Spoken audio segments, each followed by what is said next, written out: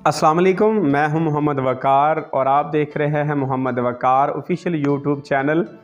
तो आज का हमारा टॉपिक है उस्ताद का एहतराम। उस्ताद का एहतराम क्यों ज़रूरी है? क्योंकि बड़े सारे नौजवान थे, बड़े सारे लोगों ने मुझसे सवाल किया, मैंने कहा इस सवाल का जवाब दिया जाए। तो एक स्टोरी आपके साथ मैं शेयर करता हूँ। एक शख्स था, वो बाजीगर था। वो क्या करता कि उसके पास एक छुरी थी, वो छुरी ऊपर फेंकता और फेंक के अपने मुंह के साथ छुरी को कैच कर लेता। अपना ये करतब लोगों को दिखाता और करतब लोगों को दिखा के वो अपना पैसा कमाता, अपना रिज़्क कमाता।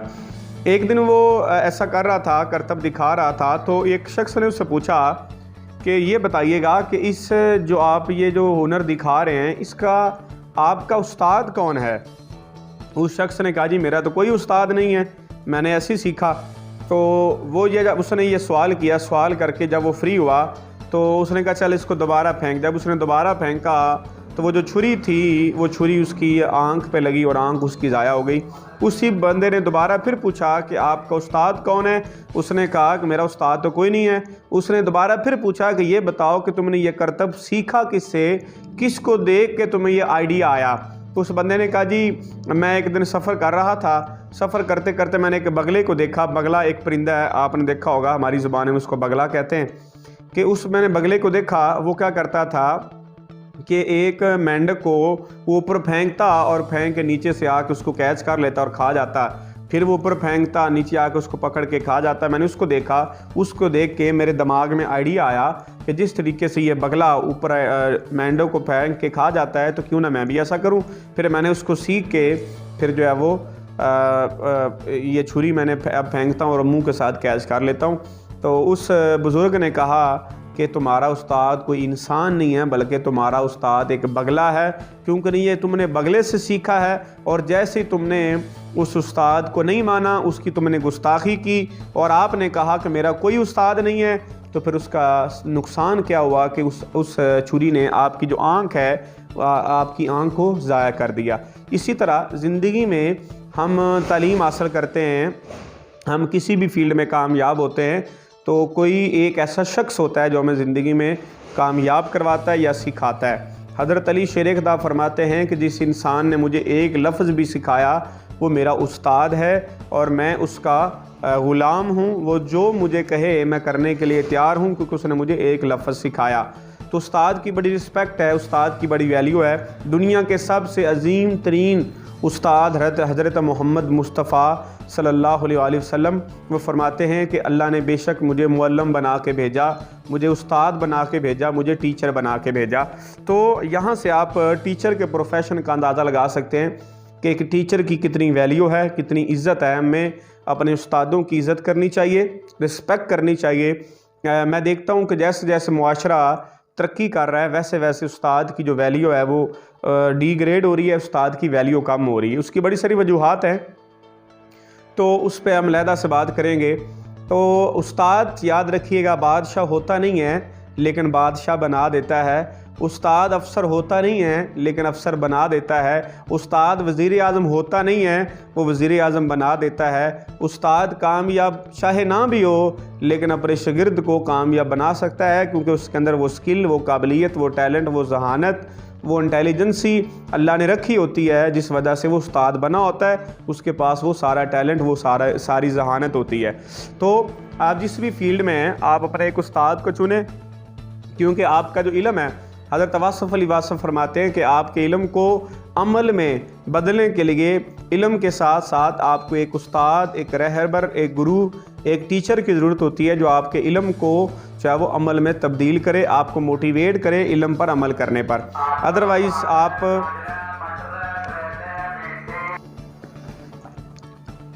उस्ताद की रिस्पेक्ट करें। जिस तरीके से जिस्मानी सेहत का ख्याल रखने के लिए एक डॉक्टर की ज़रूरत होती है, इसी तरह ज़हनी सेहत का ख्याल रखने के लिए एक उस्ताद, एक गुरु और एक टीचर की ज़रूरत होती है। तो ज़िंदगी में अगर आप किसी भी फील्ड में कामयाब होना चाहते हैं, सक्सेसफुल होना चाहते हैं, तो उसका फार्मूला है कि आप अपना एक उस्ताद चुनें। क्योंकि जो किसी की मान लेता है उसकी मान ली जाती है, और जो किसी की सुन लेता है उसकी कल को सुनी जाती है। और एक अच्छा शागिर्द ही हमेशा कल को एक अच्छा उस्ताद बनता है। अगर आप एक अच्छे शागिर्द नहीं हैं, कल को आप एक अच्छे उस्ताद भी नहीं बनेंगे। आपने वाक़या सुना होगा इलामा इकबाल शायर मशरक़ के बारे में आप जानते ही हैं। उनको अंग्रेज़ ने, उस वक़्त की बात है, अंग्रेज़ ने सर का ख़िताब देने की कोशिश की और उसने कहा जी हम आपको सर का ख़िताब देते हैं, आप हमारे सर हैं। तो हज़रत इलामा इकबाल ने जो है वो कहा कि नहीं, मैं इस काबिल नहीं हूँ, बल्कि जो मेरे उस्ताद हैं उनको सर का ख़िताब दिया जाए। जब इलामा इकबाल ने हज़रत मौलवी हसन का नाम पेश किया कि ये मेरे उस्ताद हैं, तो अंग्रेज़ ने, जो वहाँ पे वो इंटरव्यू करने वाले लोग बैठे थे, उन्होंने कहा जी ये कौन है? उन्होंने फरमाया जी मेरे उस्ताद हैं। उन्होंने कहा किसकी तसनीफ़ क्या हैं, ये किन किन किताबों के राइटर हैं? तो उसने कहा इसकी तसनीफ़ कोई और नहीं है बल्कि इलामा इकबाल ख़ुद है। यानी इलामा इकबाल को बनाने वाले सर मौलवी हसन साहब थे। तो इसलिए मुझे ख़िताब नहीं मिलना चाहिए बल्कि मेरे उस्ताद को सर का ख़िताब मिलना चाहिए। फिर उन्होंने बाज़िद होकर इलामा इकबाल ने अपना जो सर का ख़िताब था वो मौलवी हसन को जो है वो डेडिकेट किया। ये होता है उस्ताद का अदब, उस्ताद की रिस्पेक्ट। जैसे आपने बाबा इशफ़ाक़ की वो स्टोरी सुनी होगी। इशफ़ाक़ अहमद ज़ावी एक किताब में लिखते हैं कि जब वो आउट ऑफ कंट्री गए थे, जब उनको पता चला कि टीचर इन द कोर्ट, जब पता चला कि टीचर जो है वो अदालत में है, तो सारा जो वहाँ पे अमला था वो स्टैंड हो गया, खड़ा हुआ। वहाँ उन कौमों में बड़ी अदब होता है, बड़ा रिस्पेक्ट होता है, इसलिए वो कौमें आगे हैं। हमें भी चाहिए अपने उस्तादों का अदब करना चाहिए, रिस्पेक्ट करनी चाहिए और उनको मानना चाहिए, क्योंकि हमारी कामयाबी का दारो मदार हमारे उस्ताद पे होता है, हमारे गुरु पे होता है। तो टीचर क्या होता है? टीचर एक मोटिवेटर होता है, टीचर गाइडर होता है, टीचर सिखाने वाला होता है, टीचर बताने वाला होता है, टीचर समझाने वाला होता है, हमें डी ट्रैक से ट्रैक पे लाने वाला होता है, हमारी तरबियत करने वाला होता है। हम आज जो भी हैं किसी भी फील्ड में अगर कामयाब हुए हैं तो उसका कहीं ना कहीं हमारे उस्तादों का रोल होता है। अगर आज आप मुझे सुन रहे हैं तो इसमें मेरे उस्तादों का बड़ा हाथ है, उनका बड़ा रोल है। आज मैं जो बोल रहा हूँ मैंने अपने उस्तादों से सीखा। इसी तरह से अगर मैं आज पढ़ने के काबिल हूँ, आज मैं लिखने के काबिल हूँ, आज मैं पढ़ने के काबिल हूँ, आज मैं बोलने के काबिल हूँ, तो इसका सारा का सारा जो क्रेडिट है वो मेरे सीनियर्स को जाता है, मेरे उस्तादों को जाता है, जिन्होंने मुझे सिखाया, बताया, जिसमें फ़र्स्ट क्लास से लेकर प्रेप से लेकर आज तक जिन जिन लोगों से मैंने सीखा, समझा, जाना, उन तमाम लोगों का चाहे वो इसमें रोल है, जिस वजह से आज मैं बोल रहा हूँ। इसी तरह आपकी ज़िंदगी में आप जिस भी मुकाम पे हैं, जिस भी लेवल पे हैं, अपने उस्तादों की वजह से हैं, तो अपने उस्तादों की रिस्पेक्ट करें, अपने उस्तादों की इज़्ज़त करें। Teacher is a motivator. Teacher जो होता है मोटिवेटर होता है और बंदे को सिखाने वाला होता है। आपने वाक़या सुना होगा कि सिकंदर आज़म अलेक्जेंडर से किसी ने सवाल किया, किसी ने पूछा कि अपने उस्ताद अरस्तु को अपने बाप पर क्यों तरजीह देते हो? यानी अलेक्जेंडर जो था, बड़े जो है वो, आपने सिकंदर आज़म का नाम सुना होगा, अलेक्जेंडर। उससे किसी ने सवाल किया कि आप अपने उस्ताद को अपने बाप अरस्तु से क्यों तरजीह देते हो? तो उसने उससे बड़ा प्यारा जवाब दिया। उसने कहा जी, अलेक्जेंडर ने जवाब दिया, मेरा बाप मुझे आसमान से ज़मीन पर लेके आया है और मेरा जो उस्ताद अरस्तु है उसने मुझे ज़मीन से उठा के आसमान तक पहुंचा दिया।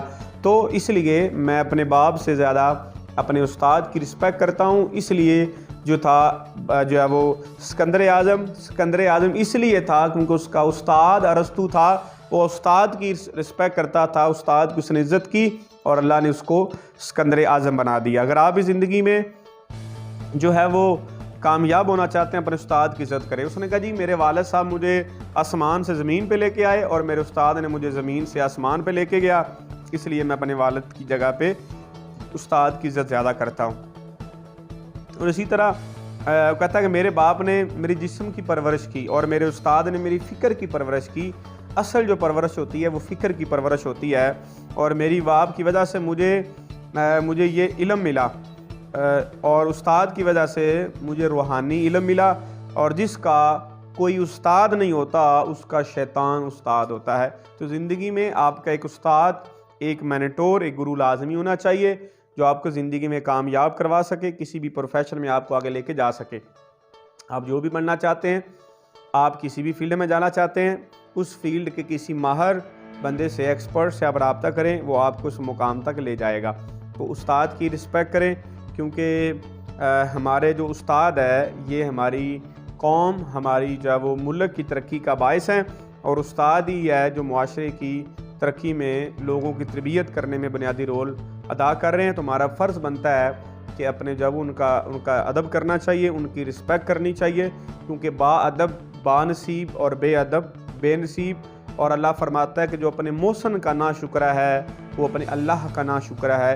हमें अपने मौसन का ना शुक्रा नहीं बनना, बल्कि अपने जो है वो मौसन का शुक्रिया अदा करना है कि उसने हमें पढ़ने, लिखने, बोलने का हमें जो है वो फ़न सिखाया।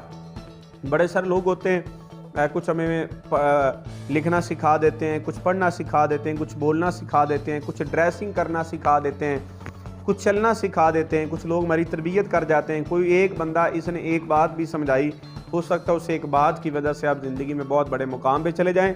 अपने उस्तादों की इज़्ज़त करें, अपने उस्तादों की रिस्पेक्ट करें, क्योंकि उस्ताद ही वो अजीम हस्ती है जो आपको ज़िंदगी में कामयाब करवाएगी। उम्मीद करता हूँ वीडियो आपको अच्छी लगी होगी। अच्छी लगी हो तो लोगों के साथ ज़रूर शेयर कीजिएगा और चैनल को ज़रूर सब्सक्राइब कीजिएगा। अल्लाह हाफिज़।